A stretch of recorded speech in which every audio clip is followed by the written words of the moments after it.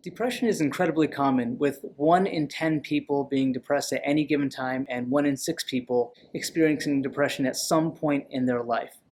I experienced depression twice in my life, once when I was a sophomore in college, and a second time after 9/11 in the middle of a long lawsuit with Northwest Airlines after they had put me on a no-fly list. So it's been 10 years since I've had any of these bouts. I want to share with you some of the practices that I use to keep depression at bay. I like to think of it as a wall that I'm building every single day to prevent depression from ever entering my life again. Things I do boil down to sleep, exercise, eating right, and avoiding rumination. During my lawsuit, I had an incredible breakdown while I was in the middle of an 8-hour deposition. And the stress of that deposition, plus hate mail that came with the lawsuit, the stress of being an entrepreneur, I was starting a company called Naps. All of these sort of built up when I had to relive the traumatic experience of being treated like a terrorist at an airport. Something broke inside of me, and I walked around for the next few months as if I was about to cry. Working at Naps, a company that promoted napping at work, and working alongside my energetic and super bright and caring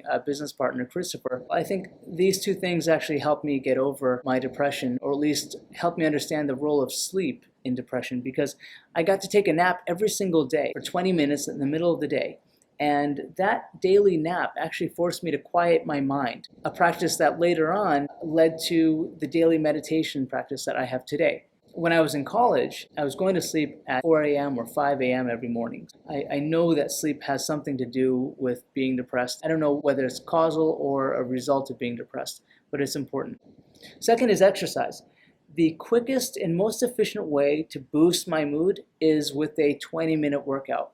20-minute daily workouts have been so important for me that I actually built a workout app called Power 20, a 20-minute workout you can do at home. There's a link to that at the bottom here. I recommend doing something like that every single day. I'm kind of selfish about it. I don't wait for anyone else. I put that sort of above all else because I know that if I don't exercise, I feel like I can't be my best self for everyone else. Food is incredibly important too. Whenever I am feeling down, I tend to eat poorly, I eat erratically. To prevent that, I always eat clean. And for me, eating clean means eating mostly plants.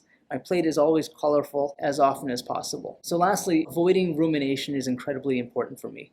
And something I learned along the way is that trying to solve your depression by thinking your way through it actually causes more depression.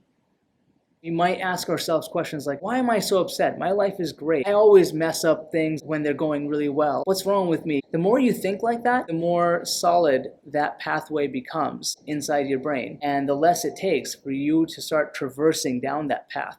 So instead of letting myself go down that path of depressive thinking, I try to stay really present, be very mindful. And what I mean by that is while I'm eating, I will think about the smell of the food. While I'm walking, I will feel each step, how the vibrations feel going through my entire body. I will think about the smells, the taste of the air, rather than thinking about what could have and would have and should have been. That last piece, avoiding the rumination, it's something I learned from a book called The Mindful Way Through Depression, a book that I can't recommend enough, and I put a link to below. All of these things amount to mental hygiene.